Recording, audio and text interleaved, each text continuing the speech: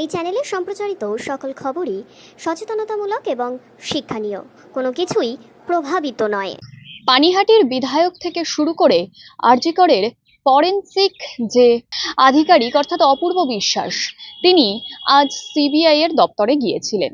এর পাশাপাশি আরজি করের আউটপোস্টের এএসআই ও টালা থানার এসআইও কিন্তু সিবিআই দপ্তরে এসে পৌঁছেছেন। আরজি কর কাণ্ড নিয়ে একাধিক ধুন্ধুমার পরিস্থিতি এবং সন্দেহভাজন সমস্ত মানুষকেই কিন্তু সিবিআই ডেকে পাঠিয়েছে, জেরার সম্মুখীন হতে হচ্ছে প্রায় প্রত্যেককেই। এবং আজও একই চিত্র দেখা গেল। পানিহাটির বিধায়ক থেকে শুরু করে ফরেনসিক আধিকারিক এবং সাথে সাথে টালা থানার এসআই প্রত্যেকেই কিন্তু আজ সিবিআই দপ্তরে এসেছিলেন। দেখুন সেই ছবি।